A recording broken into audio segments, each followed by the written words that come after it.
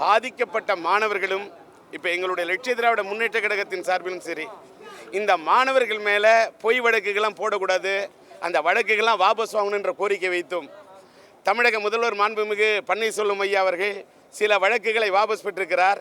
அது மட்டுமல்ல, இந்த நடுக்குப்பம் கொண்டு அத்தனை மீனவ குப்பங்கள் பாதிக்கப்பட்டிருக்கிறது. பாதிக்கப்பட்ட மீனவர்கள் அவர்கள் மீது போடப்பட்ட வழக்குகளும் வாபஸ் வாங்க வேண்டும் என்று லட்சிய திராவிட முன்னேற்ற கழகத்தின் சார்பில் நாங்கள் கோரிக்கை வைத்தோம். அதேமாதிரி என்னுடைய மகனார் கூட அவருடைய அவர் ஒரு தமிழன் என்ற முறையில் அவருடைய கோரிக்கை வைத்தார்.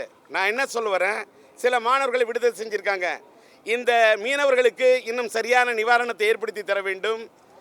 அது மட்டுமல்லாமல் இப்போ இவங்க அந்த 6 நாள் நடந்த அமைதி அறவழி போராட்டத்தை மீறி 7வது நாள் ஏன் இந்த தடாலடி மாற்றம், ஏன் என்ற இந்த காவல்துறையின் அடாவடி சீற்றம் என்று கேட்டேன்.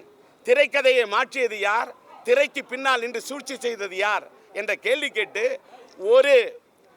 இந்த உண்மையை விசாரிக்க யார் உள்ள பூந்து இந்த குழப்பினாங்க அப்படிங்கிறதுக்கு ஒரு விசாரணை கமிஷன் வேண்டும் என்று கேட்டோம்.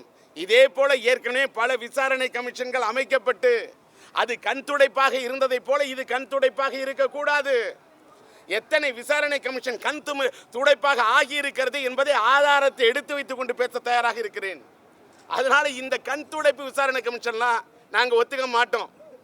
ஏன்னு கேட்டால் இன்னும் சில வழக்குகள், சில பேர் மேலே உள்ள வழக்குகள் வாபஸ் வாங்கினதுனால போராது. நான் என்ன சொல்கிறேன், உண்மையிலேயே யார் இந்த குழப்பத்தை விளைவித்தார்கள், யார் அந்த ஒரு தீய சக்திகள் உள்ள பூந்து எப்படி ஒரு அமைதி அறவழி போராட்டத்தை சீர்குலைச்சாங்க அப்படிங்கிறது கேள்வி.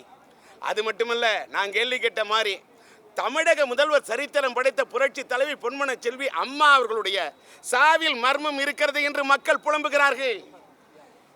வெள்ளை அறிக்க வேண்டும் என்று பாட்டாளி மக்கள் கட்சி ராமதாஸ் ஐயா கேட்டார். திராவிட முன்னேற்ற கழகத்துடைய சட்டமன்ற எதிர்க்கட்சி தலைவர் ஸ்டாலின் அவர்கள் கேட்டிருக்கிறார்.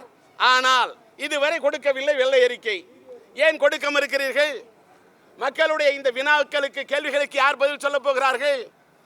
அதிமுகவில் மேல்மட்டத்தில் இருக்கக்கூடிய ஒரு 2500 நிர்வாகிகள் வேண்டும் என்றால் மேல்மட்டத்தில் யாரையோ பூசி மெடி பதவிக்கு கொண்டு வரலாம். ஆனால் அடிமட்ட தொண்டர்கள் குமிருக்கிறார்களே.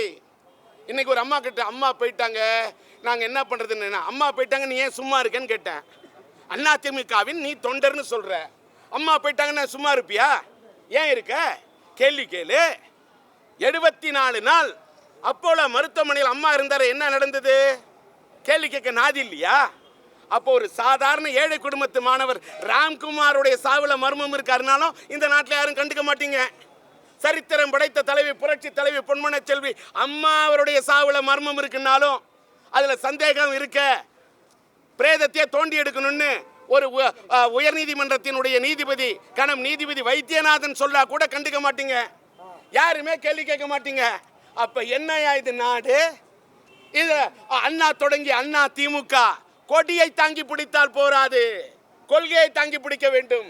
எந்த ஆட்சி காலத்திலும் இல்லாம உள்ள போன இத்தனை வருஷம் லட்சிய திமுக கொடியோட தான் போனோம். இன்னைக்கு கொடியோட வரக்கூடாதான். ஏன்? கொள்கை இல்லாத நீங்கள் எல்லாமே கொடிக்கீடு இருக்கும் போது கொடி ஆட்சிகளை எதிர்த்து மக்கள் தலைவர் எம்ஜிஆருடைய ஆட்சி காலத்திலிருந்து ஆரம்பிச்சு கலைஞருடைய ஆட்சி காலம், அம்மாவுடைய ஆட்சி காலம் கூட 3 முதலமைச்சரை எதிர்த்து போராடியவன். 4 நாளைக்கு முன்னாடி கட்சி ஆரம்பிச்சவங்க நாட்டுக்கு அரசியல் கட்சி தலைவராகி நாட்டை பிடிக்கணும்னு ஆசைப்படும் போது இத்தனை ஆண்டுகள் அரசியல் இருந்திருக்கிறேன். முதலமைச்சரான ஆவன்னு சொன்னதில்லை, ஏன் முதல் அமைச்சர் ஆவன்னு சொன்னதில்லை, 234 தொகுதியில் நிப்பன்னு சொன்னதில்லை. ஆனா இன்னைக்கு சொல்றேன், கொடியை எடுத்துட்டு உள்ள வரக்கூடாதா? எந்த கொடியவர்கள் போட்ட சட்டம் இது? ராஜேந்தருக்கு இந்த சட்டமா? பர்கூர் தொகுதியிலே புரட்சி தலைவி அம்மாவே தேர்தலில் போட்டியிட்டவன்னா, ராஜீவ்காந்தி அவர்கள் படுகொலை செய்யப்பட்ட காரணத்தால் வீசிய அனுதாப அலையை மீறி 40,000 ஓட்டு வாங்கினவனா கொடி எடுத்து வரக்கூடாது. என்ன சட்டம்? கேள்வி கேட்பேன். இன்னுமே தான் இருக்கு. களத்தில் இறங்குவேன். அண்ணாவுடைய நினைவிடத்தில் சூளுரைத்து சொல்லுறேன். நிச்சயமா கேள்வி கேட்பேன். விரைவில் சந்திக்கிறேன். சார், விசாரணை கமிஷன் ஓய்வு பெற்ற நீதிபதி தான் வைக்கணும்ன்றது சரியா இல்லை பணியில் இருக்கிற நீதிபதி விசாரணை? இந்த பாருங்க சார், இந்த விசாரணை கமிஷன் என்பது அவங்க வச்சிருக்கிறாங்க. இதுல எங்களுக்கு திருப்தி இல்லைங்க. இதே மாதிரி எத்தனையோ விசாரணை கமிஷன் கண் துடைப்பாக ஆனதை போல அதுக்கு உதாரணம் சொல்ல முடியும். இது கண் துடைப்பாக ஆகிவிடக் கூடாது என்பது மட்டுமே எங்களோட ஆதங்கம். பணியில் உள்ள நீதிபதி ஆனா இன்னைக்கு காலையில ஒருத்தர் வந்து மாற்று பண்ணிருக்காங்க வட மாநிலத்தை. அப்ப 144 சட்டம் என்ன, சட்டத்துறை என்ன செய்யுது, காவல்துறை என்ன கண்மூடி கிடக்கின்றதா, கைகட்டி கிடக்கின்றதா? பதில் சொல்லட்டும், பதில் சொல்லணும், சொல்ல வேண்டியவங்க சொல்லணும். ஆனால் நாங்கள் கேள்வி கேட்போம். சட்டமன்றத்தில் எதிர்கட்சியாக இருக்கிறவங்க கேள்வி கேட்குறாங்களே, நாங்கள் கேட்போம்.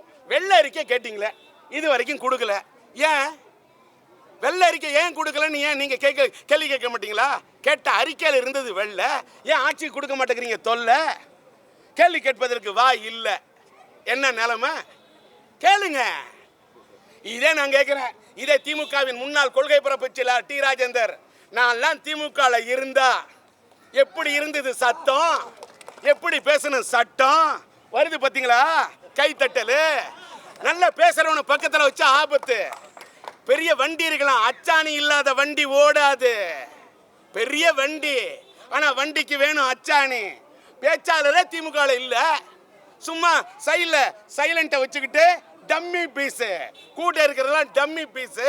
அதை வச்சுக்கிட்டு அரசியல் பண்ணால் நடக்காது. நாங்கள் கேட்போம் கேள்வி.